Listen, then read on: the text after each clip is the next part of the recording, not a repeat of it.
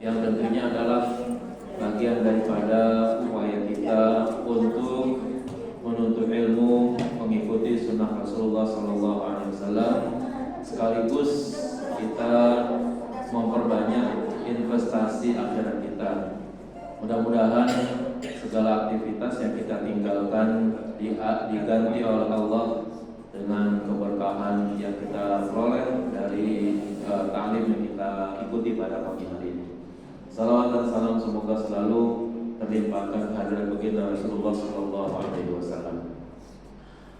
Mengawali ta'lim, mari kita mengenang sejenak jasa-jasa baik daripada kedua orang tua kita, kakek dan nenek kita, guru-guru kita, dan juga kepada karib kerabat keluarga kita yang besar peranannya dalam kehidupan kita dari kecil kita sampai saat ini. Mudah-mudahan apa yang telah mereka lakukan untuk kebaikan kita bersama selalu mendapatkan curahan pahala dari sisi Allah Subhanahu wa Ta'ala.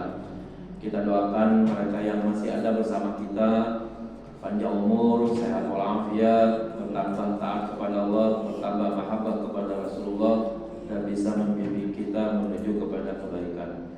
Yang telah dipanggil oleh Allah, mudah-mudahan selalu mendapatkan curahan rahmat dan maghfirah dari Allah Subhanahu wa Ta'ala, dan kuburnya dijadikan raudhah min riyadil jannah. Kita doakan juga kepada anak-anak kita, cucu kita, keponakan kita yang masih belajar, yang masih menuntut ilmu, yang masih kuliah, yang masih mencari tempat kerja.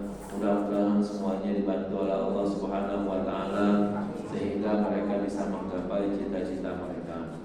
Kita doakan juga kepada sahabat dan keluarga kita, teman karib kerabat kita, orang-orang terdekat kita yang mungkin pada hari ini dalam kondisi sakit, dalam kondisi tertimpa musibah, dalam kondisi terlilit hutang. Semoga semuanya dilepaskan oleh Allah Subhanahu wa Ta'ala, penyakitnya disembuhkan, hutang-hutangnya dilunaskan, musibahnya diringankan. Tak lupa kepada saudara-saudara kita yang ada di Palestina yang masih saja di bawah genggaman zalimnya Bani Israel.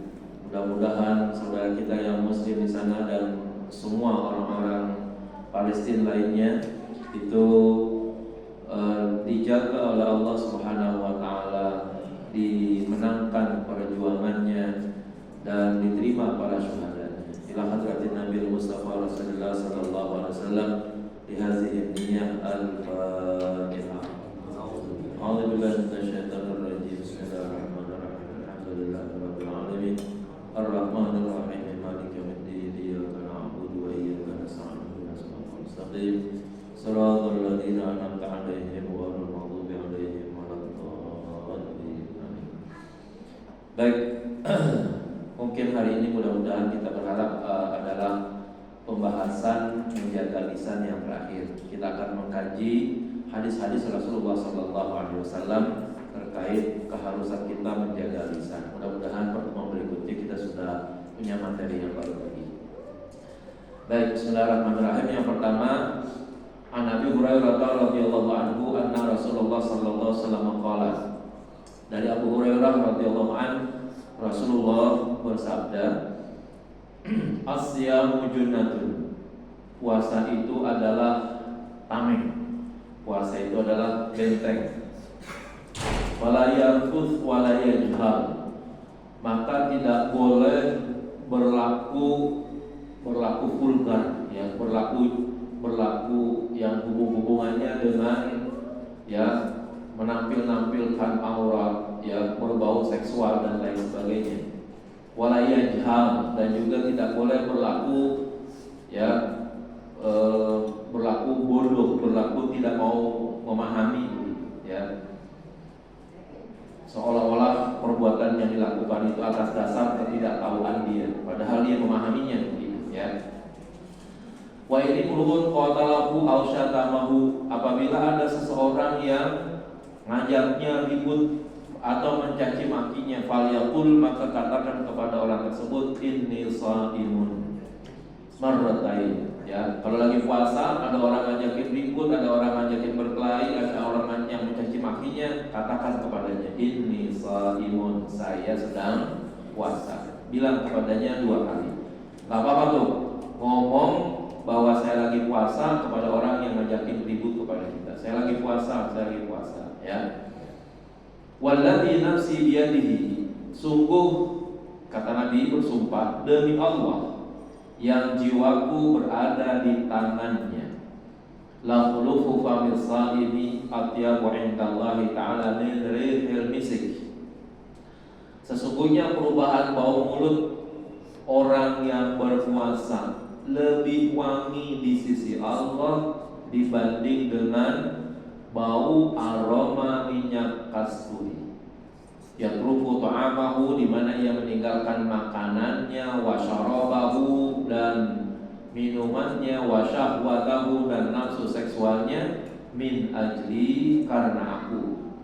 Asyamuli, karena itu puasa itu menjadi milikku, wa ana ajzi bihi, dan aku yang akan membalasnya, wal hasanatu bi asyri amsalihha, dan setiap kebajikan itu akan dibalas dengan 10 kali lipat. Nah, jemaah sekalian, biasanya nih kemampuan kita di waktu berpuasa untuk menjaga lidah itu lebih baik daripada hari-hari biasa, kali mungkin begitu. Seringkali kita mungkin mengingatkan teman kita, lagi puasa jangan ngomongin orang. Begitu biasanya kita begitu. Nah, tapi kalau di luar puasa ada orang lagi ngomongin orang, biasanya kita nimbrung di dalam, ya, nambahin cerita, ya, atau kalau kita mendengarkannya, lalu kemudian akhirnya tahu bahwa ada cerita tentang orang. Nah, perhatikan, Nabi ini saking pengennya supaya kita menjaga lidah. Betapa dalam kondisi berpuasa sekalipun lidah itu perlu untuk dijaga. Ya, lagi puasa nih, ya, lidah itu perlu dijaga. Contohnya, lidah itu kita gunakan untuk menghentikan orang yang akan melakukan tindakan buruk kepada kita, lalu kita sampaikan kepadanya bahwa saya sedang puasa, ya. Apa di antaranya? Kalau ada orang yang mulai tanya-tanya sama ibu, Bu, tahu nggak Bu? Nah, anaknya si Fulana atau anak si Fulana kan begini-begini. Nah, mulai itu saat itu tuh ibu cegah duluan tuh, ya. Maaf ya, saya lagi puasa gitu. Jadi kemampuan orang tersebut untuk melanjutin omongan yang buruk, melanjutkan ghibahnya, berhenti ketika ibu bilang bahwa ibu sedang puasa. Tuh. Nih penting. Jadi ketika kita ngomong kayak begitu, yang berhenti kita tidak ikut dengan maunya dia, dan orang tersebut pun berhenti gara-gara kita nggak nanggapin. Ya. Kenapa selama ini ngomongin orang menjadi sedap, ya, menjadi enak, ya, bumbu-bumbunya jadi banyak? Karena ketika orang memulai untuk ngomongin, kita nanggapin. Terus kita juga kepo gitu, ya. Jadi kita juga banyak tanya lagi. Emang begitu? Kapan? Di mana? Tuh. Nah, nanti akhirnya sumber orang yang bercerita makin semangat untuk ngomongin orang tadi gitu. Karena apa? Gara-gara kitanya yang memancing untuk orang tersebut, ya, ngomongin orang. Nah, kita diminta untuk menghentikan orang tersebut, baik kitanya ataupun orangnya tadi, ya. Ya, supaya tidak ngomongin orang lain, supaya tidak melakukan tindakan-tindakan, ya, yang dianggap menggunakan lidah untuk melakukan tindakan-tindakan yang tidak pantas. Sampai di sini Nabi bersumpah, ya. Bapak Ibu sekalian, Nabi itu selama hidupnya diceritakan gak pernah bohong, gak ada satu kata dalam hadis bahwa Nabi pernah berdusta. Ya, nggak pernah. Apapun Nabi, sampai dalam kondisi terdesak sekalipun, nggak ada upaya menyelamatkan diri, tapi dengan cara berbohong. Ya. Biasanya kalau orang nggak dia nggak pernah akan melakukan sumpah untuk menjadikan omongannya didengarin orang. Yang biasa bersumpah itu adalah karena orang tersebut kebiasaan bohong, ya, kebiasaan bohong, akhirnya nggak dipercaya. Supaya bisa dipercaya, maka kemudian dia akan bersumpah. Nabi nggak pernah begitu. Nabi nggak pernah bohong, dan supaya dipercaya Nabi bersumpah, nggak mungkin begitu. Kalau kita kebiasaan bohong, supaya dipercaya kita bersumpah. Nah, Nabi kan nggak pernah bohong. Berarti kalau begitu ada perkara besar, perkara penting ketika Nabi bersumpah. Ya, nah, sumpah Nabi mengatakan begini. Ya, demi Allah, yang jiwaku berada pada genggamannya, bahwa bau mulut orang yang berpuasa lebih wangi di sisi Allah dibanding dengan bau parfum, minyak kasturi atau minyak misik. Ini kan kaitannya dengan lidah, ya, dengan mulut kita begitu. Puasa yang bagaimana? Sekali lagi, puasa yang bagaimana yang kemudian bau mulutnya lebih wangi daripada minyak misik? Ya, itu tentu puasa yang di dalamnya ada menjaga lidah gitu, ya. Kalau seandainya puasa tapi tetap ngomongin orang, berarti lidahnya banyak kotorannya lagi kalau begitu, ya. Maka lidah yang banyak kotorannya dengan dusta, dengan ghibah, ya, dengan namimah, adu domba, ya, itu berarti puasa yang seharusnya membersihkan lidah, tapi akhirnya mengotori lidah. Mana mungkin lidah yang kotor lebih wangi daripada minyak misik gitu, ya. Nggak bakalan ada lidah yang kotor lebih wangi daripada minyak misik. Hanya lidah yang bersih yang di sisi Allah nanti dianggap oleh Allah lebih wangi daripada minyak kasturi gitu, ya. Nah, lalu Nabi menyinggung tentang puasanya, ya, bahwa puasa itu dilakukan oleh hamba karena aku. Karena itu akibatnya aku sendiri yang akan menilainya. Puasa itu milik aku yang akan menilainya. Bapak-bapak mungkin boleh juga kali ibu gitu. Kalau kita di kantor punya tugas keluar, ya, itu biasanya sudah ada dana yang disiapkan, ya, oleh kantor, tapi kemungkinan besar melalui pihak bendahara, ya, umumnya begitu biasanya, ya. Kita misalnya ditugasin keluar daerah 2 hari lah misalnya, ya, Bapak ini ada tugas keluar daerah melakukan ini, ya, makan sekian, ongkos sekian, tidur di hotel sekian, sehingga dananya dihitung-hitung, anggaplah misalnya keluar 3 juta gitu misalnya. Ada yang langsung dibayar, ada juga yang reimburse, ya, nanti setelah pulang. Nah, itu semua tiket dan ongkos makan kita store ke bendahara, lalu bendahara akan menggantinya. Suatu hari, kalau seandainya kita berangkat kerja dinas luar, bos kita bilang, udah kamu jangan ngambil uang pakai bendahara, ya, nanti saya yang tanggung. Itu artinya apa kalau begitu? Yakin bahwa tanggungan bos, ya, tanggungan pimpinan akan jauh lebih besar dibanding dengan yang ada di bendahara, yang tanggungan kantor gitu. Ini bos langsung ngomong, udah kamu berangkat aja, ya, segala sesuatunya nanti saya yang tanggung, gak usah ambil di bendahara.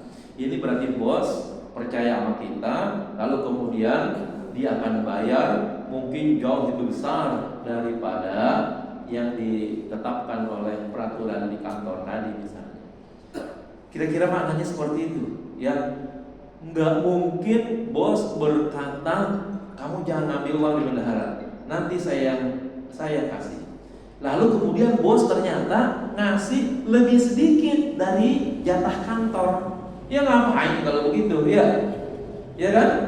Mendingan ngambil jatah bendahara di kantor itu, ya kan, di keuangan. di keuangan jatah kita keluar daerah dapat 5 juta gitu misalnya. Jadi bos cuma ngasih 2 juta doang, ya kan? Ngapain ngikutin bos kalau begitu? Nggak mungkin. Kalau bos berkata, kamu nggak usah ngambil di bendahara, nanti saya tanggung. Itu berarti bos mungkin yang tadinya kita berangkat harganya 5 juta, bos mungkin berani 2 kali lipat nih, 10 juta buat kamu. Ya, pria tugas yang baik. Puasa begitu, ya. Puasa itu biasa-biasanya yang nyatat-nyatat tentang kebaikan terhadap ibadah-ibadah manusia itu malaikat. Ya, ternyata untuk puasa Allah mengambil alih. Malaikatku, ya kira-kira begitu. Kamu jangan nyatet pahala puasa. Pahala puasa itu urusan aku. Ya. Itu pertandanya kalau begitu ibadah yang lain baik sholat, zakat, ya haji, umroh, nah itu urusan malaikat itu yang catat-catatin. Ya. Tapi untuk puasa Allah yang mengambil alih sebagai pertanda betapa besar pahala puasa dibandingkan dengan ibadah-ibadah yang lain. Ini terkait dengan hadis yang Nabi sampaikan seperti itu, ya. Berikutnya, An-Nabi Tha'labah Al-Khushani radhiyallahu anhu anna Rasulullah sallallahu alaihi wasallam qala.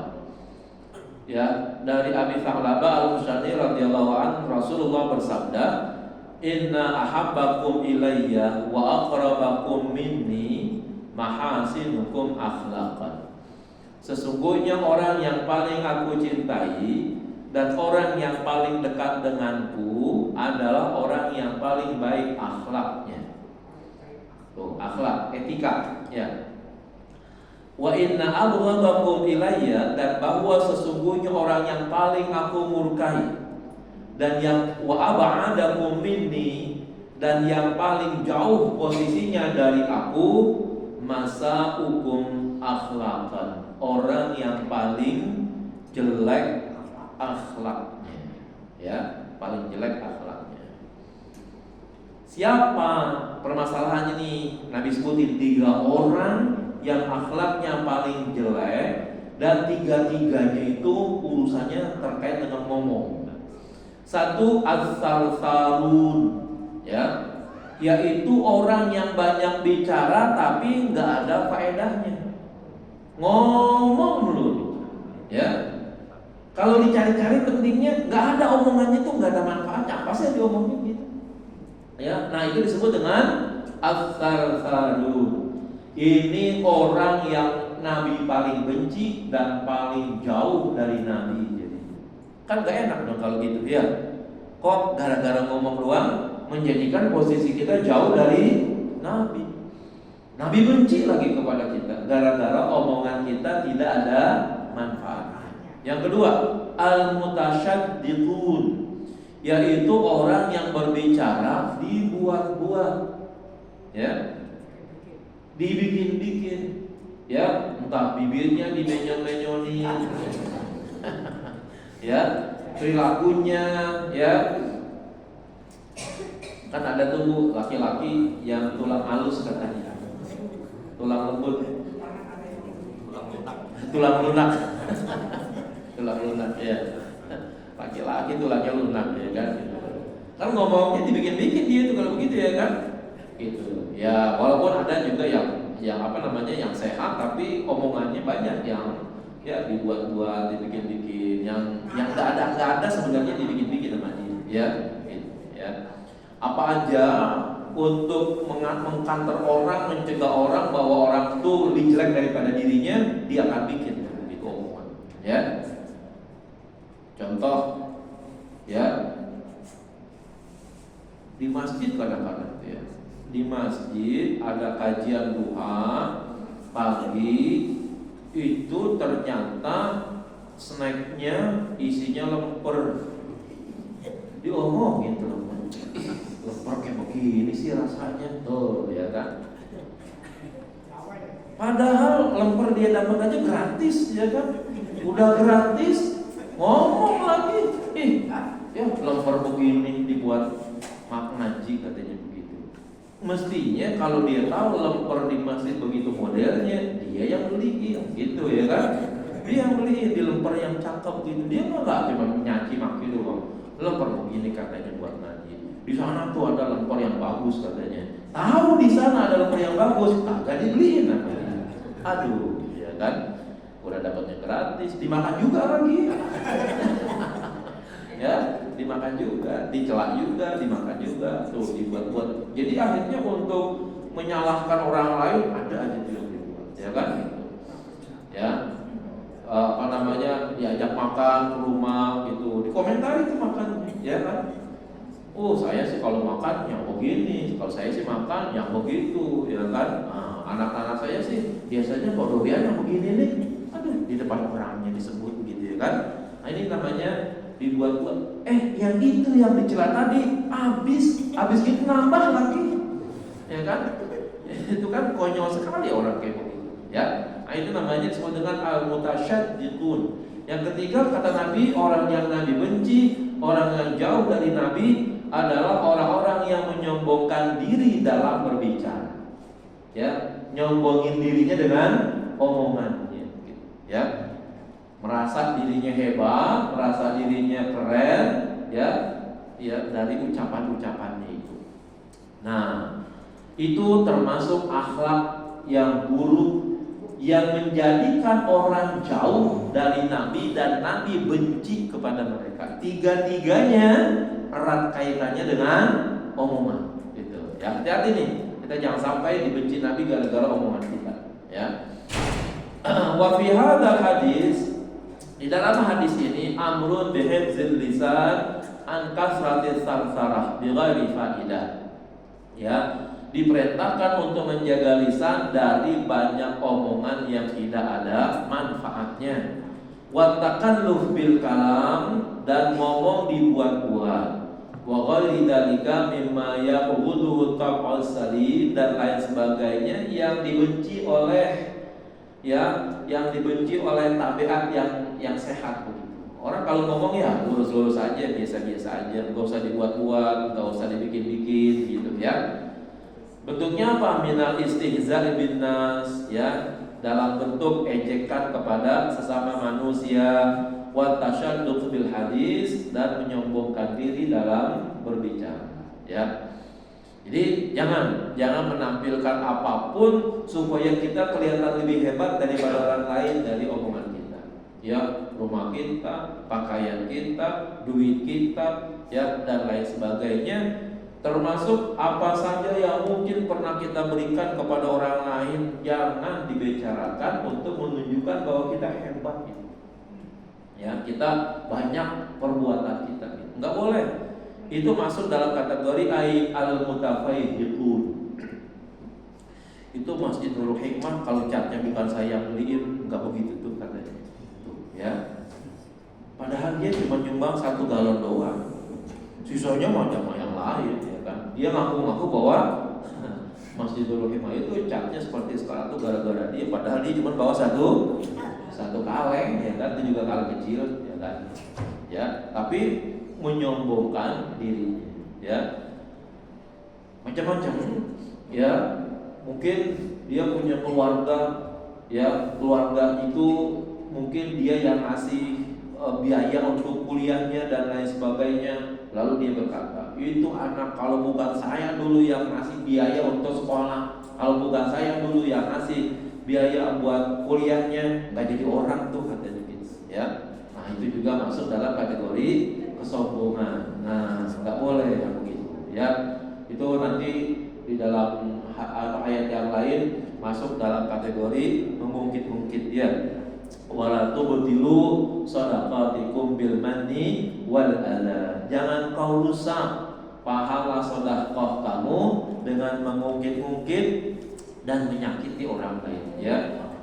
Sedekah juga tapi nyakitin juga orangnya gitu, ya.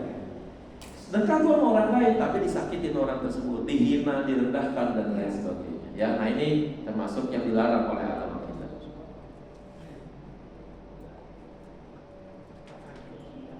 Baik.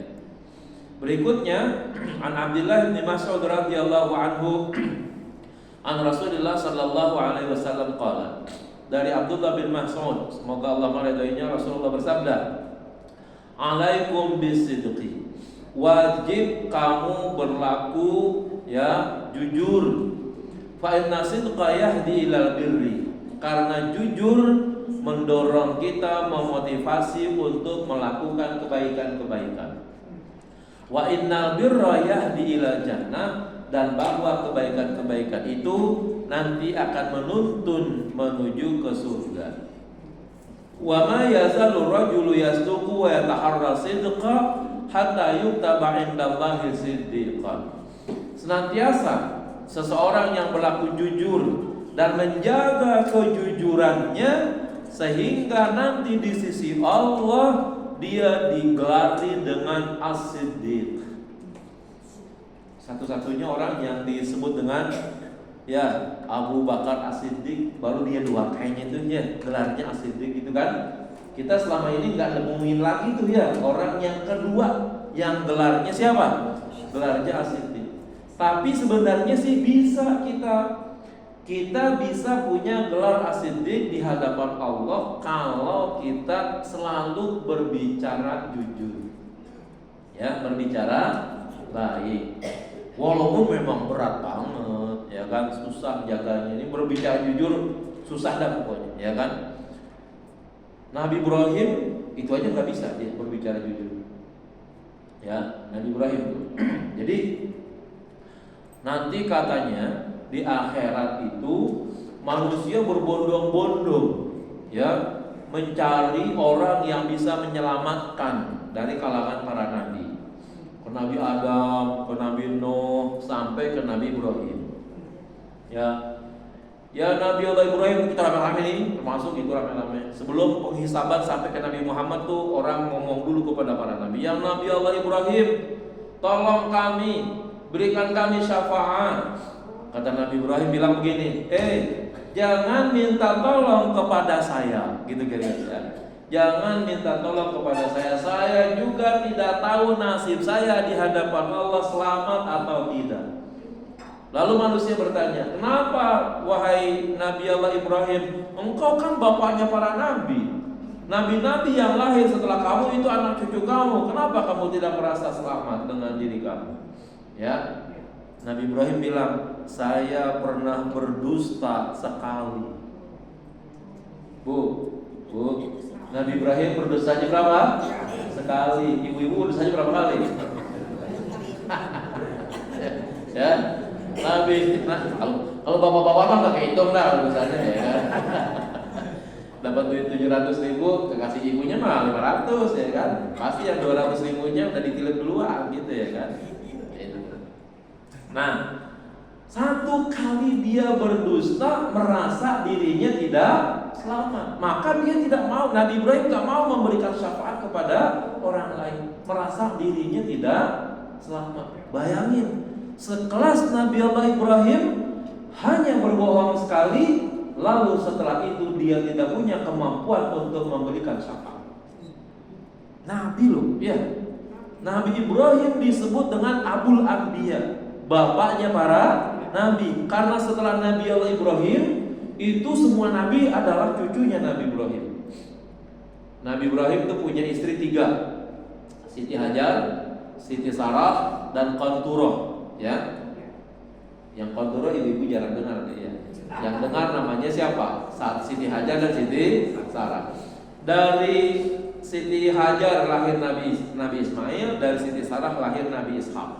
Dari Nabi Ismail langsung nanti lahir Nabi Muhammad. Dari Nabi Ishak itu lahir nabi-nabi ya, mulai dari Ishak, Yakub, Yusuf, terus Musa, Isa, itu semuanya lahir dari Nabi Ishak semuanya. Maka Nabi setelah Nabi Allah Ibrahim itu betul-betul memang anak cucu Nabi Allah Ibrahim.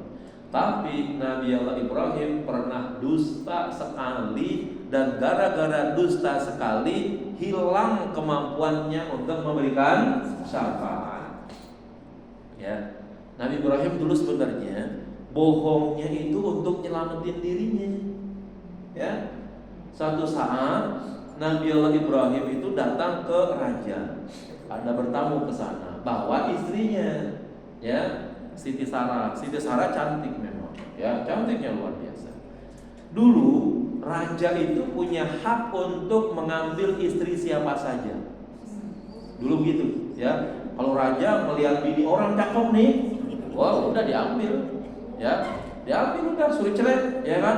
Itu istri kamu buat saya, kata raja begitu. Nah, kalau itu istri statusnya, maka semua istri itu bisa diambil oleh raja. Ya, nah bagaimana caranya Nabi Ibrahim supaya Siti Sarah yang istrinya itu tidak diambil oleh raja? Maka Nabi Allah Ibrahim ketika ditanya, Ibrahim, ini perempuan cantik, siapanya kamu gitu kira-kira. Oh ini saudara saya, gitu ya. Tuh ngomongnya gitu doang tuh. Ini saudara saya, ini saudari gitu, maksudnya saudara perempuan saya. Tuh ngomongnya tuh sama raja, tuh bohong, tuh Nabi bohong itu sekali-kalinya. Setelah itu nanti di akhirat, ya Allah catat itu, ya, sehingga kemampuannya memberikan syafaat sebagai nabi hilang. Coba bayangin tuh nabi, ya, nabi yang sangat luar biasa, jadi salah satu nabi ulul azmi, ya kan? Ceritanya tentang proses pembangunan Ka'bah, dia yang bangun ulang bersama Nabi Ismail. Dia juga yang menjadi motivasi orang-orang untuk berkurban, ya, ceritanya dengan Nabi Ismail juga, ya kan? Betapa banyak syariat Nabi Muhammad yang bermunculan dari Nabi Ibrahim yang disebut dengan asyar'u man qablana. Nabi Ibrahimnya ternyata tidak mampu memberikan syafaat gara-gara apa? Bohong sekali. Tuh, sekali doang tuh Nabi Ibrahim nyerah. Saya tidak mampu untuk memberikan syafaat kepada kalian karena saya pernah berbohong. Saya tidak tahu apakah bohong tersebut saya sudah dimaafkan dan diampuni oleh Allah Subhanahu wa taala. Kamu cari aja nabi yang lain deh. Ya, Nabi Ibrahim angkat tangan. Baru setelah itu nyari lagi nabi yang lain, dengan nabi-nabi yang lain semua nyebutin dosanya masing-masing. Jadi nabi ada dosanya juga kalau begitu, ya kan?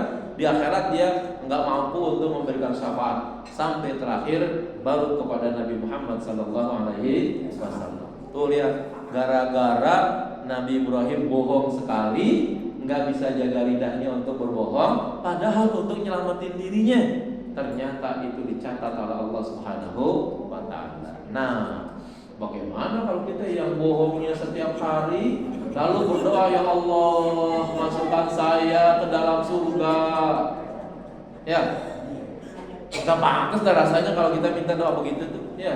Banyak bohong tapi minta masuk dalam surga. Banyak bohong lalu mintanya, ya Allah matikan saya dalam keadaan husnul khotimah. Ya ampun, mulutnya tukang bohong tapi minta husnul khotimah. Nggak nyambung kalau begitu jadinya. Padahal biar nyambung bagaimana? Ya jangan bohong. Maksudnya bagaimana? Minta husnul khotimah, jangan bohong, kan pantas namanya kalau begitu, ya. Nah, Abu Bakar itu adalah satu-satunya orang yang digelari dengan As-Siddiq karena dia adalah orang yang jujur dan membenarkan apa yang selalu Nabi sampaikan. Selalu, ya, Abu Bakar lah yang membenarkannya, ya. Mulai dia disematkan As-Siddiq itu terutama setelah Nabi Isra dan Mi'raj. Lalu Abu Bakar lah yang paling depan untuk membenarkan Nabi Allah Muhammad setelah Isra Mi'rajnya tadi, ya. Orang lagi kacau balau membicarakan Nabi Isra Mi'raj karena begitu bohongnya, gemparnya menurut orang pada waktu itu, karena nggak bisa diterima oleh akal. Bagaimana Nabi Muhammad yang nggak punya kendaraan apa-apa bisa ke Palestina? Yang Palestina itu adalah jaraknya 20 hari naik onta, pulang lagi 20 hari. Jadi Mekah Aqsa dulu ditempuh 20 hari. Aqsa Mekah 20 hari naik onta, ya. Nabi cerita bahwa semalam dia ke Masjidil Aqsa. Orang kafir kagak percaya. Kita biasa jalan 20 hari, kamu bilang semalaman bisa dari sana. Bohong kamu. Cerita tersebut disampaikan kepada Abu Bakar. Hai Abu Bakar, teman kamu tuh Muhammad katanya bilang bahwa dia baru saja dari Masjidil Aqsa. Apa yang diceritakan? Begini. Kata Abu Bakar, lebih daripada itu yang diceritakan aku akan membenarkan. Nah, ya, mulai dari itulah Abu Bakar disebut dengan As-Siddiq. Sampai sekarang belum ada lagi, Bu. Ya, satu orang lagi dah yang digelari dengan As-Siddiq, nggak ada. Kalau namanya Muhammad Siddiq ada, ya, nggak ada. Tapi Muhammad Siddiq juga kan banyak bohongnya juga, ya. Wa iyyakum wal kadzib, hati-hati kamu dengan dusta.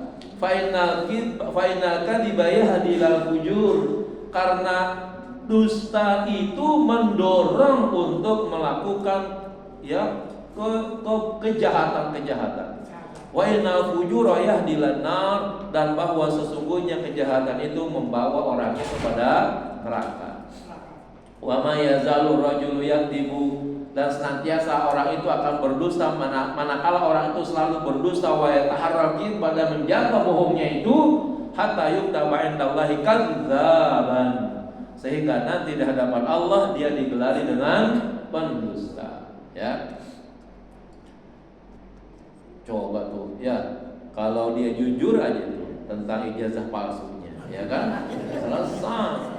Tunjukin aja ijazahnya, nih ijazah saya, ya kan, selesai. Nggak usah nyewa-nyewa pengacara, ya kan, nggak usah nangkep-nangkepin orang, ya kan. Kan berarti gara-gara bohong tentang ijazahnya ya nangkep orang, ya, lalu nyewa pengacara membelain untuk kebohongannya lagi, panjang tuh bohong-bohong terus jadinya begitu, ya kan. Kalau yang paling baik, kalau memang ijazah palsu ya ngaku saja, ya mohon maaf saya ijazahnya palsu, selesai udah, ya kan. Mau ditangkap ya di dunia ditangkap berapa lama sih, ya. Kalau seandainya dia ditangkap, itu presiden sekarang berhak untuk memberikan abolisi, memberikan amnesti, boleh, ya. Pengadilan menetapkan bahwa nih orang adalah pemilik ijazah palsu, masuk penjara, presiden ambil tindakan, ya. Dengan ini saya menyatakan dan memberikan amnesti kepadanya, biar baru sehari di penjara bisa keluar lagi, kan boleh begitu, ya kan. Yang penting sudah mengakui kejahatannya oleh negara, kejahatannya dihapus, ya. Tapi karena dasarnya dusta, ya, dasarnya bohong, berkepanjangan tuh, ya. Baik. Nah, lanjut. Berikutnya Anil Mughirah bin Syu'bah radhiyallahu anhu qala, sami'tu Nabi sallallahu alaihi wasallam yaqulu, inna kadiban alayya laisa kakadibin ala ahad. Ya. Sesungguhnya dusta kepadaku tidaklah sama seperti dusta seperti kepada orang lain. Tapi kata Nabi, man kadzdzaba alayya muta'ammidan falyatabawwa maq'adahu minan nar. Ya. Siapa yang mendustai, siapa yang berdusta atas namaku, maka persilahkan cari posisinya di neraka. Ini kaitannya dengan apa, Bapak Ibu sekalian? Banyak orang yang melakukan pendustaan tapi menggunakan jalur hadis. Menggunakan jalur hadis. Berdusta tapi menggunakan jalur hadis. Nanti kalau kita berbicara tentang hadis, itu nanti ada yang disebut dengan hadis maudhu namanya. Ya, hadisnya disebut dengan hadis maudhu. Hadis maudhu ini bukan hadis, tapi dinisbatkan kepada Rasulullah gitu. Kalau Rasulullah, ternyata isinya bukan hadis. Ya, ternyata isinya bukan hadis. Contoh ada misalnya, ya. Adikul abyad ikhwani, kata Nabi katanya, ya. Ayam putih adalah saudaraku. Bayangin coba. Emang dulu Nabi miara ayam? Ya, tapi ada hadisnya tuh, ayam putih adalah saudaraku. Padahal Nabi nggak pernah miara ayam. Saya nggak pernah dengar kalau Nabi dulu pernah miara ayam. Tapi ada hadis yang menyatakan bahwa ayam putih adalah Nabi menganggapnya sebagai saudaranya, katanya begitu, ya. Ada lagi al-bazinjan syifa'un min kulidain. Ya. Terong adalah obat segala penyakit. Wah, kalau terong jadi obat segala penyakit, ibu-ibu lututnya udah mulai sakit belum kalau bangun? Ya. Kalau gitu banyakin makan terong aja, Bu. Ya, itu makan terong yang hitam ungu tuh, ya kan? Itu tuh, itu katanya Al-Ghaziyah, itu adalah obat segala penyakit. Ternyata setelah diteliti-teliti enggak juga ya kan. Nah berarti hadisnya yang palsu kalau begitu. Ada lagi hadis yang banyak dipakai, bahkan sering kali dipakai buat khutbah. Ibu-ibu, ustazah-ustazah itu sering dipakai berceramah itu ya. Man fariha bidukhuli Ramadan harramallahu jasadahu 'ala niran. Ya. Siapa yang bergembira dengan datangnya bulan Ramadan, maka dia akan diharamkan tubuhnya dari siksa api neraka. Cuman girang doang, kagak berpuasa tapi selamat daripada api neraka. Lah, kita yang puasa mati-matian aja belum ada jaminannya. Ternyata hadis tersebut cuma sekedar girang doang. Kalau yang bulan Ramadan datang, ya bulan Ramadan datang itu yang paling girang siapa biasanya? Tukang biskuit, ya, tukang korma, ya kan? Girang dia karena kan biskuitnya nanti mau lebaran laku, ya kan? Tukang baju, ya kan? Saya kira jauh lebih girang dia daripada kita. Kita kan bukan pedagang masalahnya, ya kan? Pedagang baju itu ditambah, jangan-jangan sebelum datangnya Ramadan dia udah nyetok ya sekian buah baju untuk nanti dijual di bulan Ramadan. Walaupun sebenarnya dia sendiri nggak bisa memastikan apakah bajunya itu laku dijual, gitu ya kan? Kalau korma begitu juga, ya kan? Tukang korma, alhamdulillah Ramadan datang lagi nih, ya kan? Mudah-mudahan korma gua laku. Itu berarti dia itu girang tuh terhadap datangnya bulan Ramadan. Nah kalau begitu dia tuh yang mungkin selamat daripada api neraka. Lah kita yang puasa kagak ada apa-apanya hadisnya, ya. Nah hadis ini hadis palsu. Maka orang yang berkata segala sesuatunya atas nama Nabi Muhammad tapi bohong, maka kata Nabi Muhammad bilang, "Falyatabawwa maq'adahu minan nar." Ya, silahkan cari posisi di neraka. Karena berbohong atas Nabi Muhammad jauh lebih berbahaya. Ya, khawatir nanti hadis yang bohong tersebut diamalkan oleh banyak orang. Itu jadinya akhirnya menjadi satu syariat, gitu ya. Nah, ini kan bohong namanya menggunakan lidah juga nih, ya. An Abi Hurairah radhiyallahu anhu qala Rasulullah sallallahu alaihi wasallam ayatul munafiqi salatun. Ya, ayatul munafiq salatun. Idza haddatsa kadzaba. Tanda-tanda orang munafik itu ada 3. Yang paling pertama dan yang paling utama tanda munafiknya itu idza haddatsa kadzaba. Kalau dia berbicara dia dusta, ya. Wa idza wa'ada akhlafa. Dan apabila dia berjanji dia menyalahi janjinya. Wa idza tumina khana. Jika dia diberikan amanah dia akan apa? Berkhianat. Ini tanda-tanda orang munafik. Yang paling tinggi Nabi sebutin urutan pertamanya apa tadi? Berbicara tapi dusta. Kalau orang secara zahir mungkin dia laki-laki pakai peci, pakai baju koko, rapi begitu, tapi giliran berbicara dusta. Maka biar dia kelihatannya muslim, biar kelihatannya orang beriman, bahkan mungkin sering datang ke masjid, tetap ada nilai-nilai munafik pada orang tersebut. Ya, yang kaum ibunya mungkin berpakaian muslimah, ya berjilbab, rapi, tapi giliran bicara dusta, maka ada benih-benih munafik pada diri orang tersebut.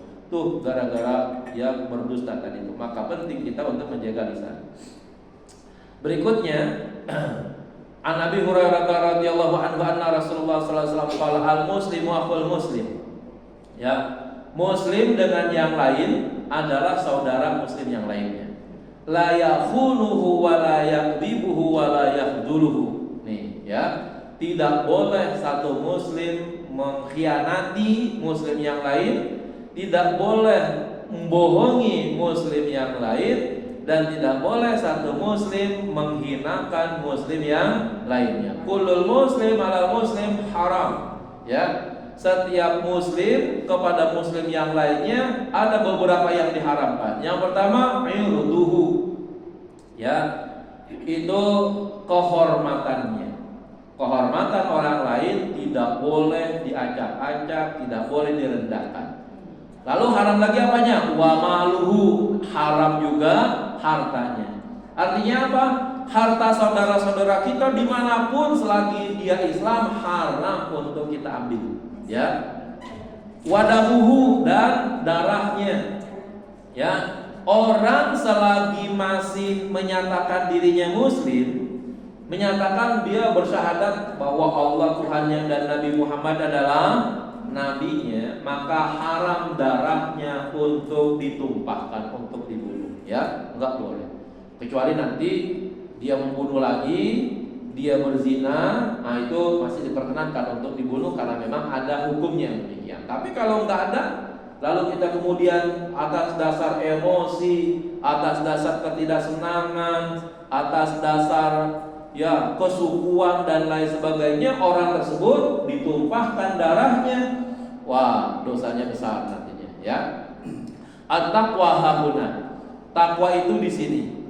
Dalam hadis lain Nabi sambil menunjukkan ke dadanya, at-taqwa hahuna wa yushiru ila sadrihi thalatha marrat. Di sini tidak ada, tapi di hadis yang lain, riwayat yang lain, Nabi ketika ngomong at-taqwa hahuna, dia bilang begini, at-taqwa hahuna, at-taqwa hahuna, at-taqwa hahuna. Berarti takwa itu ada di hati, takwa itu ada di hati. Ada yang bilang begitu. Tapi ada juga yang bilang at-taqwa hahuna, at-taqwa hahuna, at-taqwa hahuna, katanya. Takwa itu nih ada di lidah. Ya, artinya orang yang takwa berarti dia mampu untuk menjaga lidah, itu menjaga lisannya.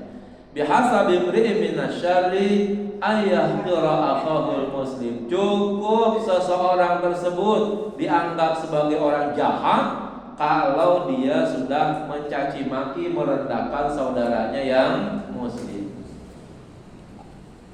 Ya, merendahkan orang, menghinakan orang, ya, itu dianggap sebagai sebuah kejahatan. Dan itu sumbernya dari mana? Dari lidah. Ya. Kemudian adrakna salaf wa hum la yarawna ibadah fis shaum. Ya. Kita menjumpai para ulama-ulama salaf. Ulama salaf itu mulai dari zaman sahabat sampai nanti 400 kemudian, itu namanya disebut dengan ulama salaf namanya. Setelah tahun 400 kemari sampai sini, sampai kita sekarang, itu namanya disebut dengan ulama khalaf namanya, ya. Ulama salaf berarti generasi-generasi mulai dari sahabat sampai 400 ya Hijriah. Wa hum la yarawna ibadah fis shaum, katanya mereka tidak melihat ibadah yang baik itu ada pada puasa. Wala fis shalah, juga bukan pada salat. Walakin fil kaffi an a'radin nas, tetapi berupaya di dalam menjaga nama baik manusia.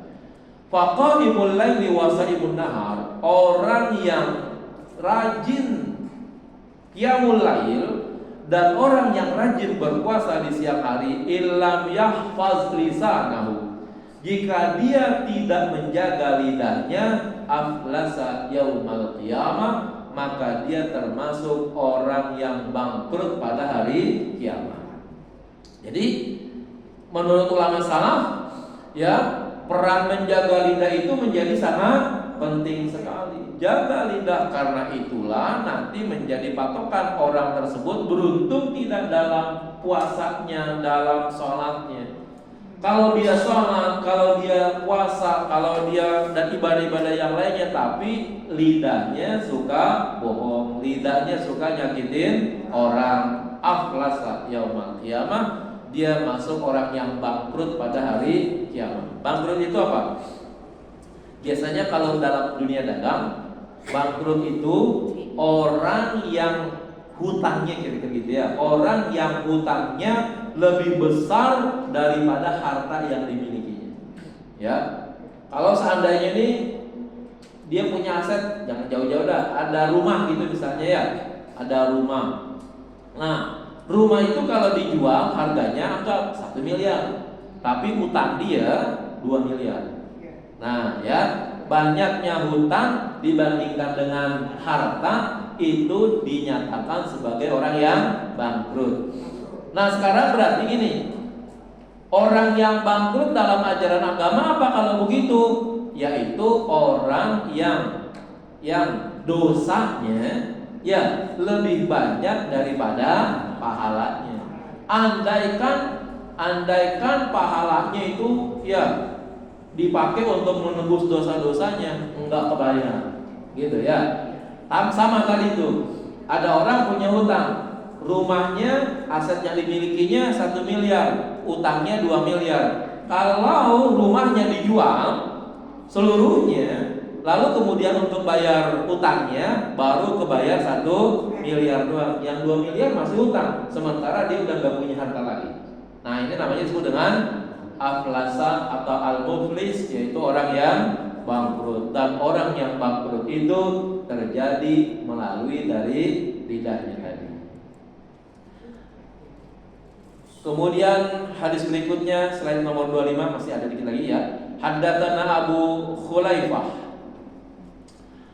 Al-Fadl bin Al-Habbab, haddatsana Musaddad, haddatsana Hamad, panjang nih ya. Langsung saja kalau saya kira an Abi Sa'id Al-Khudri, dari Abi Sa'id Al-Khudri, azunnuhu rafa'ahu, aku menduga bahwa hadis ini adalah hadis marfu.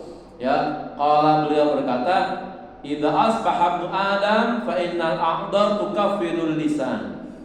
Ya, jika manusia yang memasuki waktu pagi, berganti hari di waktu pagi, anggota tubuhnya menghindari lidah. Ya, ini anggota tubuh kita nih itu menghindari lidah. Semuanya berkata, kata anggota tubuh, ittaqillaha fina. Wahai lidah, bertakwalah kepada Allah untuk kita. Fa in istaqamta istaqamna. Jika engkau lurus wahai lidah, kami juga akan jadi lurus. Tapi wa in a'wajajta wajajna. Jika engkau bengkok hai lidah, maka kami pun ikut menjadi bengkok. Gitu. Nih, orang kalau berdusta nih, gampangnya begini. Lo mau kemana? Ya, lo mau kemana? Padahal ini mau mancing nih ya. Tapi bilangnya, oh saya mau ikut kajian di Masjid Nurul Hikmah. Ya, tapi pancingannya sudah ditaruh di jok motor. Ya, umpannya udah ditaruh di jok motor, dirapiin pada waktu istrinya semalam udah tidur. Nah, istrinya tanya, Pak mau kemana? Itu di Masjid Nurul Hikmah ada kajian duha, ya kan? Oh iya, kata istrinya gitu ya. Berarti lidahnya bohong kan? Nah, lidahnya bohong. Lidah udah pesan tuh, anggota tubuh udah pesan, wahai anggota tubuh ngomong, wahai lidah, jujurlah kamu. Kalau kamu baik, kami pun anggota tubuh akan menjadi baik. Kalau kamu bohong, maka kami pun akan ikut bohong juga. Nah, ini suami tadi bilang sama istrinya, saya mau datang ke kajian. Jangan, karena dianggap baik oleh istrinya ya kan, diizinkan. Tahu-tahu suaminya kemana? Ke sawah ya kan, mancing dia. Itu yang tadinya bohong kan cuma mulutnya doang ya. Tapi nanti pas dia mancing, apakah yang mancing cuma mulutnya doang? Enggak ya, yang mancing anggota tubuh seluruhnya. Padahal yang ngomong ke kajian mulutnya doang, lidahnya ya. Tapi giliran mancing, ya, masa mancing cuma lidahnya doang di sawah begitu kan kagak mungkin ya kan. Anggota tubuh semuanya ikut. Nah, bohongnya lidah itu akan membawa anggota tubuh keseluruhannya menjadi rusak semuanya. Ya, maka kata hadis Nabi itu bahwa rusaknya lidah akan menjadikan rusaknya anggota tubuh seluruhnya. Tetapi baiknya lidah akan menjadikan baiknya anggota semua tubuh. An Mu'adz bin Jabal radhiyallahu anhu qala, dari Mu'adz bin Jabal semoga Allah meridainya, beliau berkata, akhiru kalimatin faraqat 'alaiha Rasulullah sallallahu alaihi wasallam, ya, akhir kalimat yang Rasulullah sampaikan. Qultu ya Rasulullah, aku bertanya wahai Rasulullah, akhbirni bi ahabbil a'mali ila Allah azza wa jalla. Ya, wahai Rasulullah, beritahu aku dengan amal perbuatan yang Allah cintai. Ya, beritahu aku tentang amal perbuatan yang paling Allah cintai. Kata Nabi, antamuta walisanuka rabbun min dzikrillahi ta'ala. Ya, jika engkau mengalami kematian tetapi lidahmu semenjak awal sudah terbiasa basah dengan menyebut nama Allah. Ya, artinya apa? Kalau dibaca artinya sini nggak mungkin lah bahwa kamu mati sementara lidahmu masih terus berzikir. Nggak mungkin kan orang mati tapi lidahnya masih berzikir. Bukan. Ya, menjelang kematian kamu, kita semua mati pasti, tapi lidah kita senantiasa sebelumnya selalu berzikir kepada Allah. Nah, ini katanya amal yang paling dicintai oleh Allah Subhanahu wa ta'ala. Artinya apa kalau begitu? Menjaga lidah dengan menyebut nama Allah sebagai upaya, ya, sebagai upaya untuk mengingat Allah. Segala sesuatu yang sering disebut-sebut kan berarti itu gampang diingat. Ya. Suami ibu pernah janjiin, ya, Bu, bulan depan nih, ya, kayaknya bisnis saya tembus ini, ya kan. Kalau tembus, ntar kita ke pasar lah beli emasnya 100 gram. Tenang aja Bu, ya kan. Ingat banget tuh itu yang begitu ya kan. Gak bakalan hilang itu janji yang kayak begitu tuh. Bahkan suaminya mati juga janjinya masih ingat itu ya kan. Nah, ya kan. Ingat itu, omongan itu diingat, ya kan. Jadi omongan yang terlintas di lidah akan menjadikan ingatan yang kuat. Nah, kita begitu juga. Zikir yang kita sebut di lidah kita itu akan menjadikan ingatan kita kepada Allah. Sebagaimana ibu-ibu dijanjiin akan dibelikan 100 gram emas, ingat terus itu, ngomongnya cuma sekali. Ya, suaminya ngomong sekali. Nanti kalau bulan ini selesai nih tembus bisnis, kita beli bu emas yang 100 gram. Sekali itu. Ngomongnya di tanggal 1, nanti bisnisnya tembus tanggal 32. Ya, tembus di tanggal 32. Ingat, ngomongnya baru sekali padahal. Terus diingat, pas masuk tanggal bulan berikutnya, tanya suaminya, "Mas, Pak, gimana bisnisnya?" Tuh, ya kan? Gara-gara pernah disebut, ya, gara-gara pernah disebut maka menjadi ingat. Itu begitu. Maka kita begitu juga, seringlah menyebut nama Allah sehingga Allah itu menjadi ingatan kita. Kapan kita perlu mengingat Allah? Sesungguhnya setiap saat. Tapi kalau nggak pernah nyebut, maka nanti nggak pernah ingat jadinya. Nah, ketika kita sering menyebut nama Allah, maka setiap kali kita berbuat, apakah perbuatan itu perbuatan baik dan perbuatan itu jahat, di situ Allah akan kita ingat kembali. Kalau dalam perbuatan baik, insya Allah perbuatan baik itu akan menjadikan ingatan kita kepada Allah menjadi perbuatan baik menjadi baik terusnya. Tapi ketika kita sering menyebut nama Allah dan akhirnya ada mungkin kita tergelincir melakukan perbuatan buruk, maka ingat kepada Allah akan menyetop daripada perbuatan buruk tersebut. Nah, itu ya. Maka Nabi katakan menyebut nama Allah itu penting, ya, membasahi lidah dengan cara menyebut nama Allah. Kita mengenal nggak Nabi yang katanya dulu diuji oleh Allah dengan anggota tubuh yang apa? Korengan katanya begitu ya? Nabi apa? Nabi Ayub ya? Apa yang diminta oleh Nabi Ayub? Ya Allah, kalau Engkau ingin menguji semua anggota tubuh saya dengan luka, dengan koreng, saya mohon ya Allah, satu, jangan Engkau bikin koreng, kira-kira begitu. Jangan Engkau bikin luka, yaitu lidah saya. Karena inilah yang akan menjadi modal saya untuk saya selalu menyebut nama.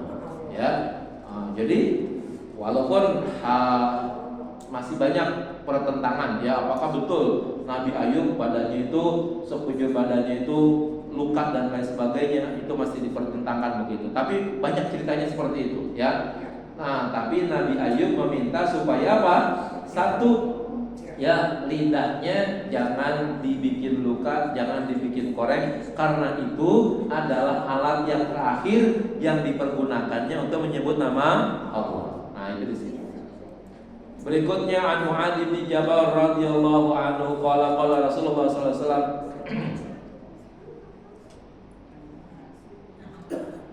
laisa yatahassaru ahlul jannah ala syai'in. Ya, sesungguhnya penduduk surga tidak akan menyesali sesuatu apapun illa ala sa'atin, kecuali ada satu saat, ada satu waktu marrat bihim yang lewat kepada mereka lam yadhkurullaha ta'ala fiha, di mana dia tidak menyebut nama Allah. Bapak Ibu sekalian, kira-kira kalau udah masuk surga, nih kita asalnya udah masuk surga nih, ada nggak penyesalan lagi? Mestinya mah kagak ya, kan udah masuk surga. Ternyata ada, ya, orang yang masuk surga masih merasa menyesal. Ya, kapan? Di waktu ada ruang waktu yang kosong, dirinya enggak ngapa-ngapain, tapi lidahnya juga tidak menyebut nama Allah, tidak berzikir kepada Allah. Dia itu ahli surga. Ya. Jadi udah masuk surga masih menyesal disebabkan karena dulu di dunia ada waktu luang tapi dia tidak berzikir kepada Allah. Itu kan artinya pemanfaatan lidah kita untuk berzikir kepada Allah. Bayangin ini, bagaimana penduduk neraka? Ya, bagaimana penduduk neraka? Penduduk surga aja masih ada yang menyesal karena dulu di dunia ada waktu-waktu yang lowong tapi dia tidak berzikir kepada Allah. Oh, kalau penduduk neraka mah pasti banget kagak zikir kepada Allah kan? Lebih banyak lagi penyesalannya. Nah, penduduk surga saja merasa rugi, ya. Karena apa? Karena ada dulu di dunia waktu yang banyak tidak digunakan untuk menyebut nama Allah, ya. Jadi tetap saja tuh penduduk surga ada yang menyesal karena dia ketika ditempatkan oleh Allah di tempat surga tertentu, dia akan berkata, ya Allah, ya, kenapa saya ada di tempat yang seperti ini? Itu padahal di surga, ya. Kenapa enggak lebih tempat tinggi lagi gitu? Yang paling tinggi juga begitu juga, ya. Kenapa saya tidak ditempatkannya lebih tinggi lagi? Yang paling tinggi itu akan menyesal lagi, ya Allah, kenapa saya tidak selalu bisa dekat dengan kamu, dengan kedekatan dengan Allah. Nanti orang yang ada di surga itu nikmat yang paling tinggi bukan nikmat jasadinya, bukan nikmat fisiknya, tapi nikmat yang paling tinggi itu adalah nikmat melihat Allah Subhanahu wa taala. Itu. Nah, nikmat melihat kepada Allah itu bergantung kepada amal-amal kita yang kita kerjakan. Dikit lagi, langsung saja. Qala Rasulullah sallallahu alaihi wasallam, "Aktsiru min dzikrillahi azza wa jalla hatta yuqalu majnun." Ya, luar biasa nih. Ini hadis banyak dipakai oleh orang-orang ahli sufi nih. Banyak-banyaklah kalian menyebut nama Allah, sampai saking banyaknya menyebut nama Allah orang bilang kamu gila, tuh katanya, ya. Kayaknya kalau udah menyebut nama Allah lupa kita sama sesuatu. Ada orang, ya, itu kalau dia sudah berzikir kepada Allah, la ilaha illallah, la ilaha, adanya nikmatnya di situ. Gitu. Orang yang lihat, palanya goyang-goyang, badannya goyang-goyang, gitu ya kan? Ini orang gila apa? Tuh, gitu ya. Orang gila apa? Tuh sampai seperti itu. Saking apa? Saking banyaknya menyebut nama Allah, lupa dengan kenikmatan yang lain karena dia lagi khusyuk, masuknya itu ada pada dirinya, sehingga akhirnya orang menyebutnya dia sebagai orang gila. Itu ada di dalam tarian-tarian para ahli sufi, Jalaluddin Ar-Rumi, ya. Itu banyak tuh zikirnya itu menggunakan gerakan badan. Kita memang merasa kok zikir sambil nari-nari, kan kita belum masuk ke wilayahnya, ya. Tapi kalau kita masuk ke dalam thariqah Jalaluddin Ar-Rumi, itu memang bahwa di dalam berzikir itu ada gerakan-gerakan yang menjadikan nikmatnya berzikir. Dari situ, ya. Ya, kalau kita yang kecil-kecilan, kalau yang lagi berzikir tuh paling tidak kepala kita goyang lah aja. La ilaha illallah. Kenapa begitu? Ya, kita minum kopi, ya kan? Nikmatnya sesuatu menjadikan kepala kita goyang. Karena minumnya sekejap, maka goyangnya juga sekejap juga. Tapi kalau minumnya banyak, sama dengan zikir yang banyak juga. Zikir yang banyak juga menjadikan nikmat goyangnya itu juga menjadi nikmat juga. Dan ini tidak bisa disyariahkan gitu, ya. Orang menikmati sesuatu kan kagak ada syariahnya, ya. Maka jangan dikatakan, oh itu berzikir dengan goyang-goyang begitu tuh bid'ah. Ya, dia belum pernah berzikir kalau begitu, ya. Orang yang mengatakan bid'ah dalam berzikir dengan gerakan-gerakan tertentu, kemungkinan besar dia belum pernah berzikir dengan cara seperti itu, atau zikirnya belum banyak sehingga dia nggak pernah disebut sebagai orang gila berzikir. Tapi kalau orang yang sudah banyak berzikir, maka dia akan melupakan segala sesuatunya. Ada nikmat pada berzikir tadi, sehingga orang bilang bahwa dia adalah orang gila, itu begitu, ya. Ada kelompok-kelompok yang sedemikian yang memang membiasakan diri berzikir banyak-banyak sehingga akhirnya dia disebut sebagai orang gila. Ada hadisnya nih yang kayak begini, ya. Jadi jangan heran kalau nanti ibu banyak berzikir, ibu dibilang gila gitu, ya kan? Berikutnya, qala Rasulullah sallallahu alaihi wasallam, kullu kalam ibni Adam alaihi la lahu illa amrun bil ma'ruf aw nahyin an munkar aw dzikrillahi ta'ala. Ya, putus-putus nih ya.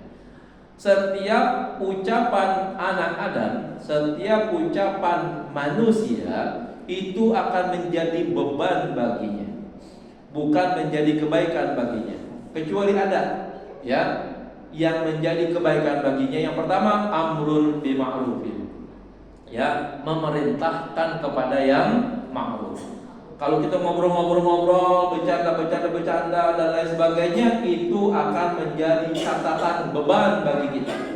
Tapi kalau kita memerintahkan yang ma'ruf, nah ini menjadi nilai baik bagi kita. Yang kedua, au nahyun an munkar, atau ya mencegah daripada perbuatan yang mungkar. Yang ketiga, au dzikrullahi ta'ala, atau zikir kepada Allah. Jadi omongan kita nih akan menjadi beban bagi kita, menjadi beban dosa bagi kita, kecuali 3 perkara tadi: memerintahkan yang ma'ruf, mencegah yang mungkar, atau berzikir kepada Allah. Berikutnya, man hasiba kalamahu min amalihi qalla kalamuhu illa fima ya'nihi. Rasulullah bersabda, siapa yang berupaya untuk menghitung-hitung amalnya, ya, yang itu dianggap sebagai bagian daripada amal perbuatannya, maka omongannya akan menjadi berkurang kecuali kepada sesuatu yang penting saja.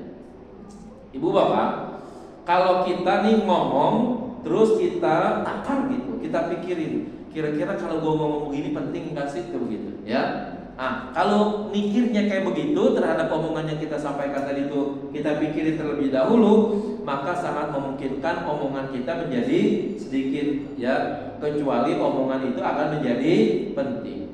Nah, karena ngomongnya nggak pernah dipikirin, ya udah akhirnya ngomongnya seablak-ablak kalau begitu. Nah, biasanya orang yang banyak omongannya seperti itu pasti nilainya ya sedikit sekali jadinya. Terakhir, Rasulullah SAW bersabda, ya, dari Abu Bakar hadis ini, wa huwa yamuddu lisanahu, ya, saya baca, anna Umar ittala ala Abi Bakr radhiyallahu anhu wa huwa yamuddu lisanahu. Umar bin Khattab itu melihat, ya, memperhatikan, memandang Umar bin Khattab, Abu Bakar As-Siddiq yang sedang menjulur-julurkan lidahnya.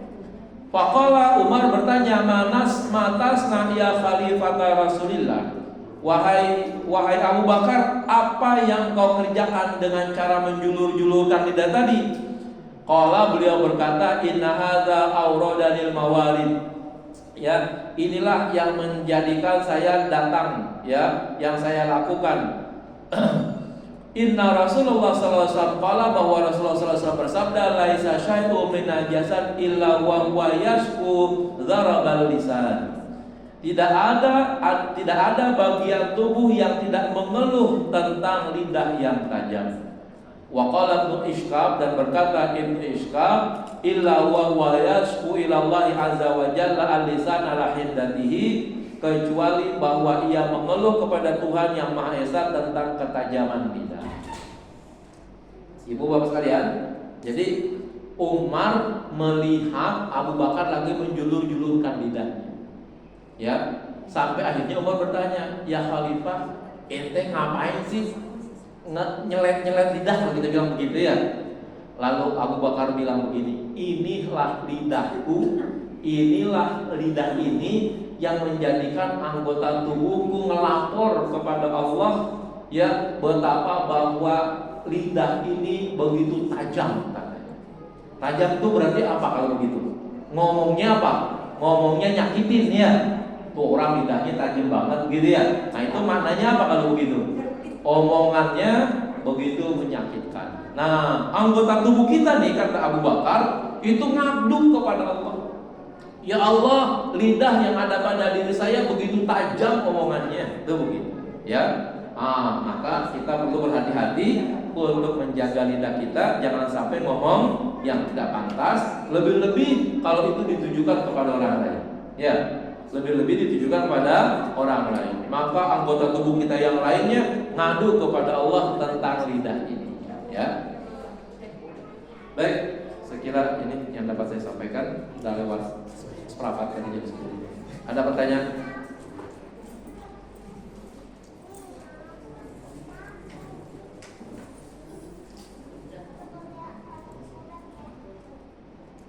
Assalamualaikum warahmatullahi wabarakatuh. Waalaikumsalam. Surat Maryam ayat 71. Dan tidak ada seorang pun yang di antara kamu yang tidak mendatangi neraka. Apa? Surat Maryam 71. Surat Maryam 71. Ya, pertanyaannya apa? Maksudnya dan tidak ada seorang pun di antara kamu yang tidak mendatangi neraka. Ibu, ayatnya kebaca? 71. Iya, baca ayatnya maksudnya. Surat Maryam. Ayatnya dibaca. Saya baca ya Ustaz. Coba Ya. ada.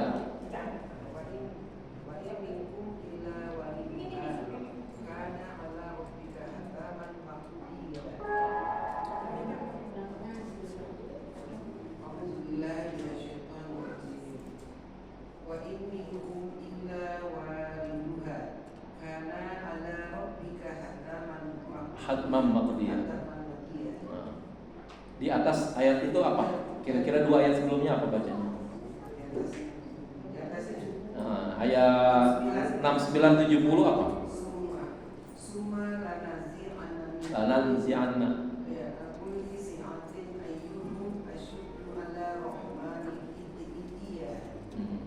Kemudian pasti akan kami tarik dari setiap golongan siapa di antara mereka yang akan durhaka kepada Tuhan yang Maha Pengasih. Ya. Terus yang mana apa nih Ustaz? Yang 70-nya? 70-nya Suma lanahnu a'lamu billadzina hum awla bihafiriyah. Selanjutnya kami sungguh lebih mengetahui orang yang seharusnya dimasukkan ke dalam neraka. Satunya wa in minkum illa waliduha kana ala rabbika hataman maqdiyah. Dan tidak ada seorang pun di antara kamu yang tidak mendatanginya neraka. Hal itu bagi Tuhanmu adalah suatu ketentuan yang sudah ditetapkan. Ya, baik. Jadi memang ayat ini jangan dipotong sampai ayat tadi berapa? 69 apa? 7. Wa in minkum illa waliduha kana rabbika hatman maqdiyah itu ya. Ya, yang ayat 71. Itu memang harus dibaca dari ayat sebelumnya tuh, ya. Ayat berapa? Sebaiknya sih dibaca dari ayat 66 kali itu. Wa yaqulul insanu aidza ma mitu la sawfa ukhraju hayya. Ini kan manusia menentang Tuhan nih masalahnya, menentang nabi dan apa di atasnya dia. Sebentar, Di situ ada Rabbus samawati wal ardi wa ma bainahuma fa'budhu wastabir li ibadati hal ta'lamu lahu samia. Itu dakwah Nabi agar menyembah Allah. Tapi manusia berkata lagi, apakah kalau aku mati nanti aku akan dibangkitkan? Ya. Awala yadhkur insanu anna khalaqnahu min qablu wa lam yakun syai'a.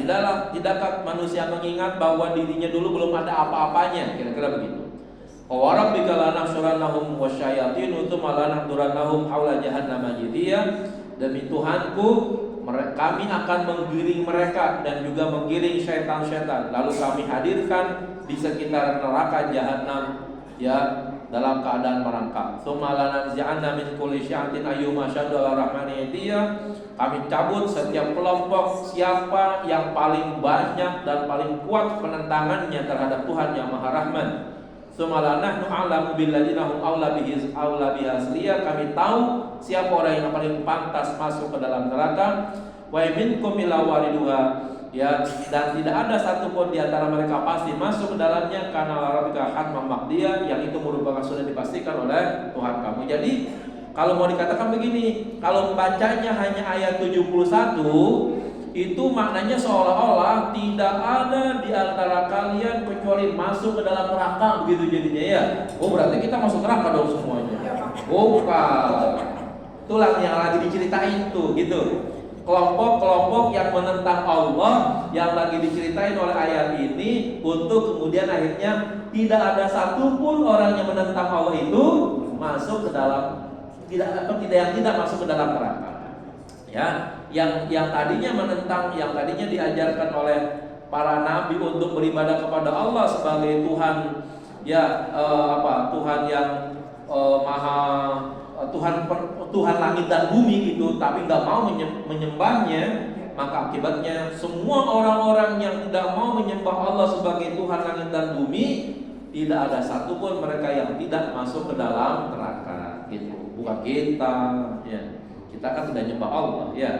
Kalaupun kita nanti nyembah Allah, terus akhirnya kita masuk neraka, masih ada syafaat, ya, dari teman kita, dari guru kita, dari orang-orang baik kita, ya.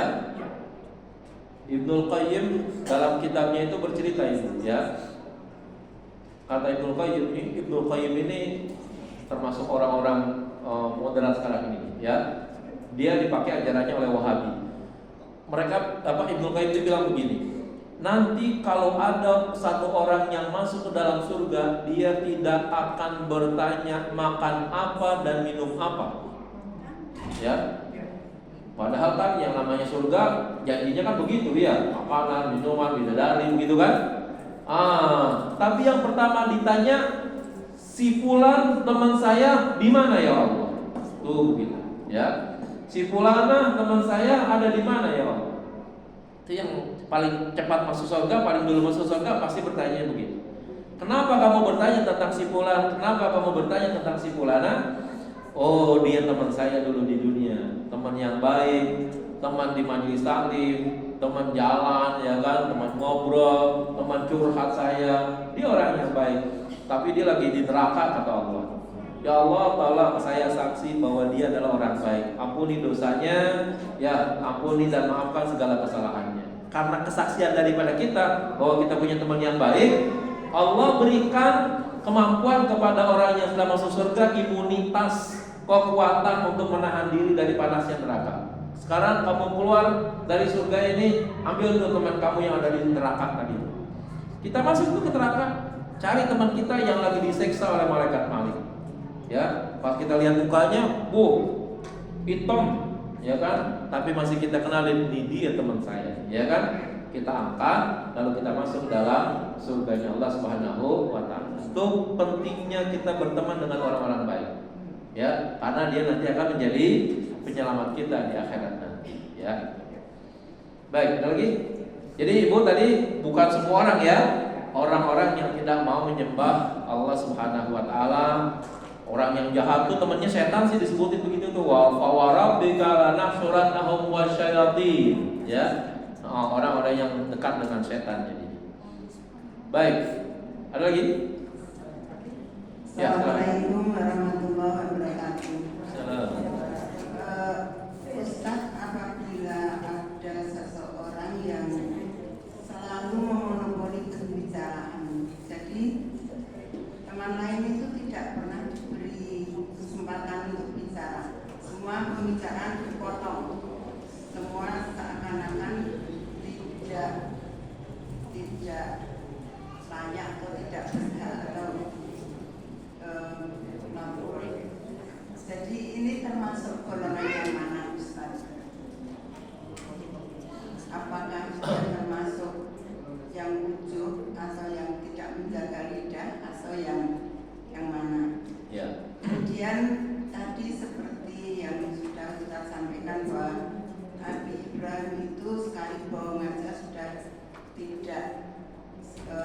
berani untuk bisa memberi syafaat.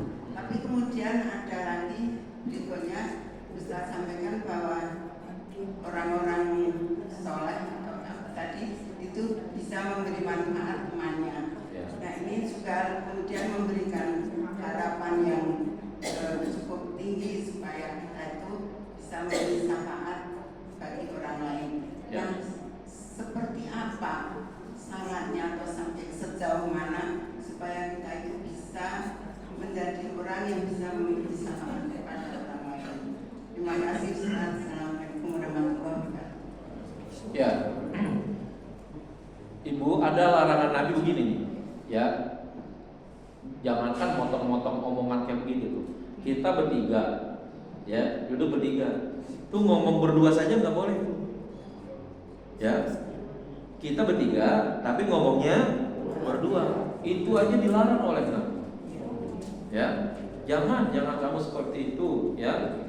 Kalau ada bertiga, ya bertiga-tiganya diajak ngomong gitu. Jangan duduknya bertiga, ngomongin kemari mulu, ya kan? Dia berdua aja di ngobrol begitu, ya kan? Sementara satunya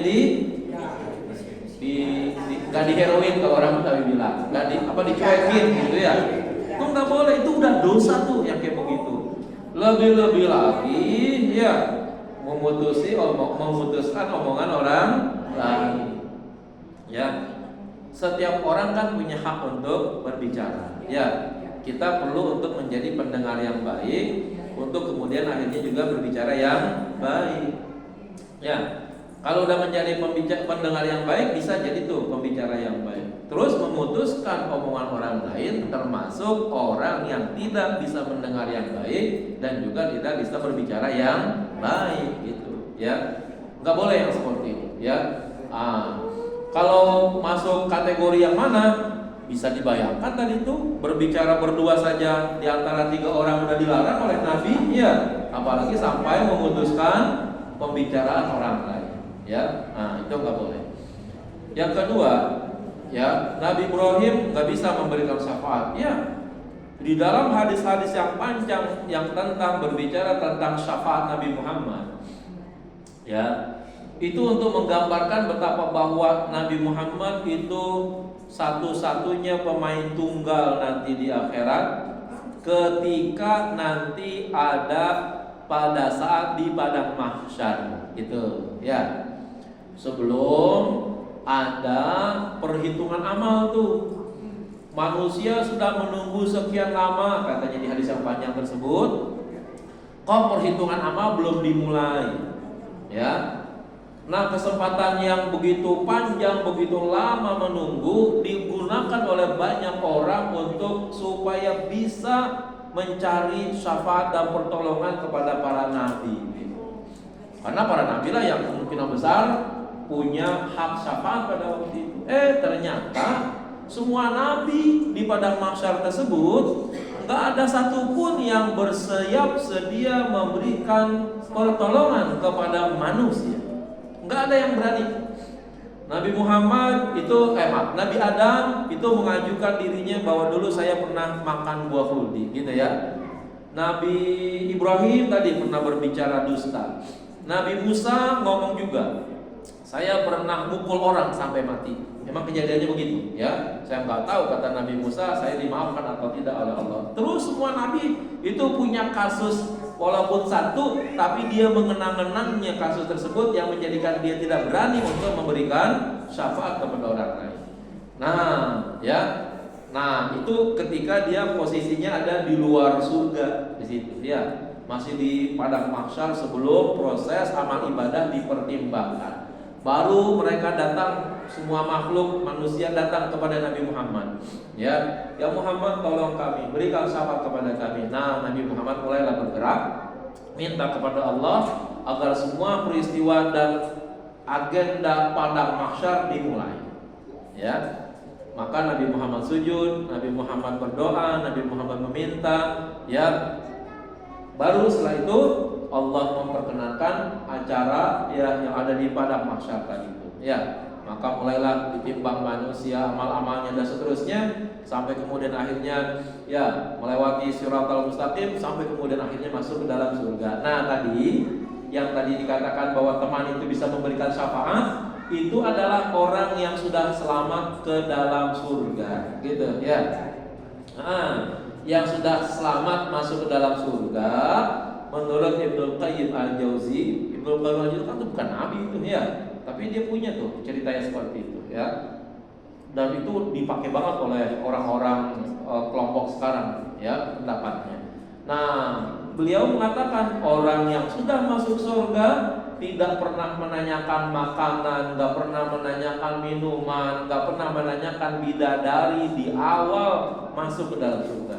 Tapi yang pertama ditanyakan oleh orang yang masuk surga ini, temannya dulu di dunia di mana, teman-teman dekatnya tuh di situ. Jadi udah masuk surga dulu nih. Kalau yang ini udah masuk surga. Kalau tadi Nabi Ibrahim masih di luar surga jadinya. Ya, nah seperti itu. Oh cerita begini kok ada ya? Ya, ada hadisnya memang, dan itu dipakai oleh kelompok-kelompok ya penggemar Ibnu Qayyim al-Jauzi ya. Nah itu ada yang sedemikian itu. Nah oleh karena itu dalam hal ini Ibnu Qayyim al-Jauzi mengatakan begini kepada kita, tolong katanya pelihara persahabatan dengan teman-teman yang baik gitu ya, karena nanti mereka akan memberikan syafaat setelah mereka masuk surga, menolong kita manakala kita pernah menjadi teman dia gitu. Nah itu, jadi bagaimana supaya kita menjadi pemberi syafaat? Ya kita menjadi orang yang berhak masuk surga dulu, kalau gitu ya. Baru kemudian setelah kita masuk surga, kita tanya teman kita ada di mana, baru Allah akan mengizinkan kita memberikan syafaat. Jadi kita nanti memberikan syafaatnya setelah masuk surga dulu gitu. Ya. Gitu. Begitu Ibu ya. Terima kasih Ustaz. Assalamualaikum Ya. warahmatullahi wabarakatuh. Assalamualaikum warahmatullahi wabarakatuh. Saya mau bertanya. Ya. Saya pernah mendengar wajah hadis bahwa Rasul sabda setiap dusta itu dilarang kecuali untuk 3 hal, yaitu untuk mendamaikan orang yang bermusuhan di dalam peperangan, lalu untuk menguji istri. Nah, jadi apakah dusta ini dibolehkan untuk mendamaikan orang yang bermusuhan dan untuk menguji makanan istri ya? Harusnya kayak enak, kita bilang enak gitu. Terima kasih Ustaz. Sebenarnya bukan saja begitu ya. Ya, untuk diplomasi juga banyak tuh nanti kayak gitu ya. Jadi begini. Kalau ada 2 orang yang bertengkar, pertengkarannya gara-gara Nabi begitu ya. Itu cara membaikinya bagaimana caranya? Bohongin. Ya, bohongin. Jangan dipanas-panasin untuk berantem tuh namanya jadi namimah gitu ya. Kita tahu nih simpulan dan simpulan A, simpulan B itu orangnya clash ribut. Ya. Kita bohongin aja. Simpulan A kita bilang, kamu diajak makan tuh di restoran itu, ditunggu katanya jam 9. Ya. Nah, ya kan? Sama B kita ngomong begitu lagi, ya. B, kamu ditunggu tuh ya di restoran itu katanya mau diajak makan jam 9. Kalau perlu kita ikut di situ. Nanti kalau dia ikut datang dua-duanya kagak punya duit repot. Ya. Ya kan? Kalau terjadi itu dia dua-duanya bisa datang, kita lah jadi penengahnya, kan bohong tadi itu ya. Kalau bisa makan bareng-bareng, kita yang pakai bayarin, kita damaikan di situ. Itu proses bohongnya benar juga begitu, ya. Apakah Nabi pernah begitu di dalam proses memuji istrinya? Tidak bohong sih, tapi Nabi menghilangkan kebiasaannya saja. Suatu hari Aisyah itu bikinin kopi sama Nabi. Karena gelap, di rumahnya gelap. Itu antara gula dengan garam. Nggak ketahuan di mana posisinya, ya. Malam akhirnya Nabi minta kopi, katanya Aisyah bikin kopi, tapi antara gula dengan garam, nggak tahu tempatnya. Aisyah masukin aja tuh ya kan, sesuai dengan takaran gula. Kan takaran gula sama takaran kopi kan apa garam kan beda ya kan.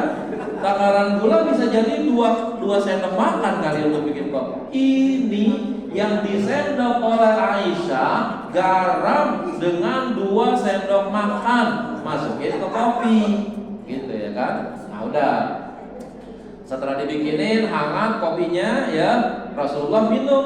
Pertama kali minum, rasanya luar biasa ya kan. Ini bagaimana nih supaya Aisyah tidak tersinggung? Bagaimana caranya? Kalau kita mah kita lemparin aja, sialan lu. Gua lu kasih kopi garam gitu ya kan. Ini yang ada di gelas langsung Nabi habisin. Ya kan, peluk. Biasanya minum berdua, Aisyah sama Nabi itu. Aisyah melihat Nabi minum kopinya dihabisin gitu ya kan, agak marah juga. Ya Rasulullah kenapa dihabisin? Itu kan untuk minum kita berdua gitu kan. Sisanya masih ada. Kata Nabi itu masih ada tuh sisanya dikit, katanya begitu ya kan. Nah, akhirnya karena biasa berdua minum, Aisyah juga mencoba untuk minum sisanya, minum tuh ya kan. Baru dia tahu bahwa kopinya rasa asin. Apa yang Nabi inginkan dari perilaku kayak begitu? Itu bohong sebenarnya ya. Bilang kopi asin, dibilang enak, katanya minumnya, kayak orang hebat banget gitu, habis tuh ya kan. Kan bohong itu, cuman bohongnya nggak terus terang aja begitu ya kan, nggak berbentuk ucapan gitu, berbentuk perbuatan. Tapi itulah cara Nabi menjaga istrinya jangan sampai tersinggung, jangan sampai marah sehingga kopinya yang asin diminum habis-habisan. Baru Aisyah merasakan kopinya begitu asinnya setelah dia sendiri merasakan. Pas diminum, rasanya asin. Itu seperti itu Rasulullah. Ya, kalau mau dibilang berbohong sebenarnya Rasulullah berbohong tadi, tapi nggak berucap gitu ya, nggak berucap. Suatu hari ada kayak kita begini, ada kajian. Ya, tadi katanya memuji istri. Bapak tolong katanya kepada istri apapun yang disiapkan, apapun yang dihidangkan jangan dihina. Ya, puji makanan istri setinggi-tingginya, walaupun kagak enak. Kayak ngomong begitu tuh ya. Nah, ini jamaah baru tumben ngaji sebenarnya nih ya kan. Nah, pas pulang itu betul tuh di rumah ada makanan. Udah makan siang, wah ini ngamalin ilmu nih tadi ya kan. Disuruh makan untuk kemudian memuji makanan yang dibuat ayah ada di meja pada makan dengan secara sebenarnya nggak terlalu enak-enak banget, tapi dia itu pengen ngamalin kiai tadi tuh supaya memuji gitu ya kan. Mama, masya Allah makanannya lezat banget ini hari ini, baru tumben bapak makan hari ini sebegitu nikmatnya. Dilemparin tuh ya dengan piringnya tadi. Kata si istri, mampus lu katanya jadi suami. 5 tahun kita berumah tangga, selama hari itu kamu nggak pernah memuji makanan saya. Itu makanan dari tetangga kamu puji-puji sampai sebegitu. Salah nerapin jadinya. Ya, mestinya tadi tanya dulu ya. Ini makanan dari mana gitu kan? Mama bikin. Kalau mamanya istrinya bikin, ya baru dah puji habis-habisan walaupun keasinan gitu. Ini enggak nanya lagi, ternyata tadi siang tuh itu dibawain sama tetangga. Udah ditemplak sama piring sama suami tadi itu. 5 tahun kita menikah, sekalipun kamu nggak pernah memuji. Ada makanan tetangga baru sekali kamu puji habis-habisan katanya. Hati-hati ya, cara memujinya lihat-lihat dulu ya kan. Betul ya, namanya memuji kan ya bolehlah untuk melampaui batas gitu kan ya, tapi dengan cara yang tidak ya menyakitkan juga kali begitu. Kalau akhirnya kita memuji tadi kayak begitu ya rugi banget kalau begitu. Tanya dulu sebenarnya ya, ini makanan mama bikin, iya, nah baru dah biar keasinan, biar gosong ya kan. Puji dah setinggi langit gitu, nggak apa-apa gitu ya kan. Sama Rasulullah nggak memuji tapi langsung menyelesaikannya ya supaya Aisyah tidak tersinggung. Coba kalau Nabi jujur langsung ya kan, Aisyah coba dulu minum duluan ya kan, pasti dia akan tersinggung dengan cara seperti itu. Tapi Nabi menghabiskan kopi tersebut, mestinya sih Aisyah biar nggak ngerasain tadi itu kopi yang Nabi bikin ya kan, biar dia nggak tahu. Itu yang Nabi menjaga perasaannya ya kan. Tapi Aisyah karena terbiasa minum kopi berdua gitu kan, akhirnya kenapa dihabisin? Nah ternyata Nabi ya nggak sampai habis, masih ada sisanya, ya bagian ampas-ampasnya lah gitu kan ya.